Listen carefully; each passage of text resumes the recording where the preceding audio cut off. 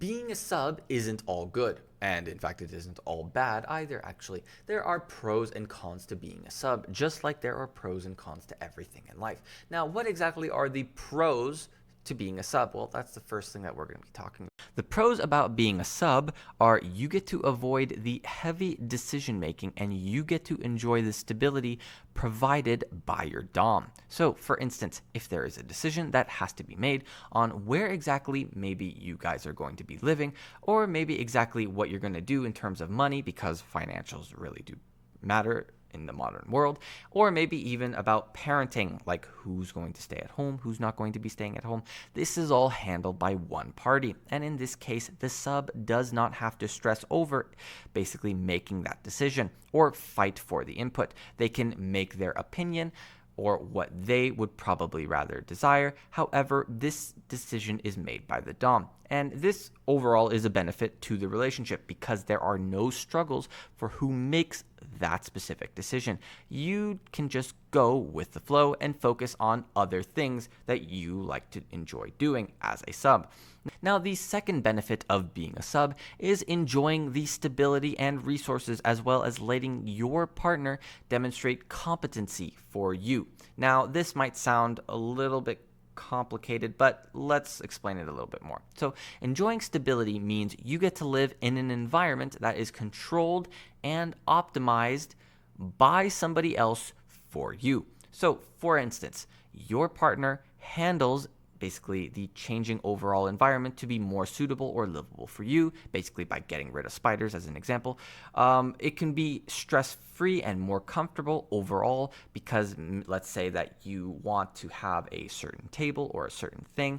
That Dom will choose whether or not he does or does not provide that for you, and basically makes that environment more livable and more enjoyable for you. This honestly allows for your daily life to be much more stress-free and better suited to just relaxing or pursuing whatever the hell that you want to do.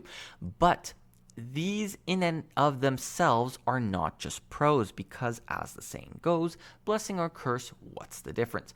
These are also cons because they do require some things as prerequisites. And one really good example is trust and vulnerability. Now, without both of these, the relationship especially will not work. And for the sub, especially the trust part. That part is probably more valuable than the vulnerability part because, at least in today's day and age, due to the workforce incorporating women and stuff, women are able to provide for themselves. The con of being a sub is that you must, in this case, surrender control in every situation to the Dom and pretty much accept the outcome that happens because of your Dom's choices. And as you can tell, that's exactly why trust is so damn important. For instance, if you suddenly start to gain weight, or maybe if you're suddenly starting to feel sad, or maybe there are spiders everywhere and roaches everywhere and you're kind of sick of it and you're terrified of it, whatever it is, it doesn't really change. This is the sort of thing of why being a sub isn't necessarily so good, because the Dom is controlling your environment. And sometimes it's really damn frustrating because the Dom just isn't competent.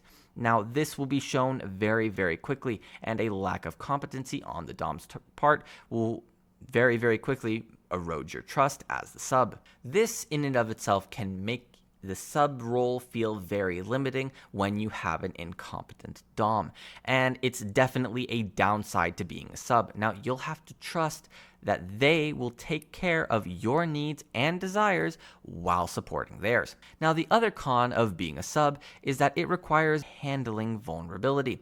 This is because since your Dom has control over your environment, you have to be able to trust their resources and competency to change things for the better. And this is where, as the sub, it is actually your job in this case to shit test them to the end of time to test whether or not they are or they are not competent, because challenges or the shit tests never end. And honestly, there's a very good reason they never end, is because they are constantly, the sub is constantly testing if the Dom is or isn't competent, especially emotionally. That is probably the biggest one that is so important. If the sub does not feel like the Dom is emotionally competent, there is going to be huge power struggles and huge changes in basically the sub becoming the dom and the dom becoming the sub. It's a really complicated thing. I made a video on that. You can go check that out if you're interested. And if the dom in this case shows a lack of competency in certain areas or maybe even situations, that is where the problems happen, especially for you as a sub. And this is where if the dom shows a lack of competency in certain areas or situations, that is exactly where big problems start to happen, especially for you as the sub, because you will start to feel insecure and unsupported. And this is where the power struggles and the swapping of the roles, or maybe even the breaking up of the relationship, start to happen. Now, I go into way more detail on all of the details behind relationships under the relationship playlist under my homepage. So if you're interested, you should go check that out. Thanks for watching. I hope you learned something valuable, and I'll see you in the next one.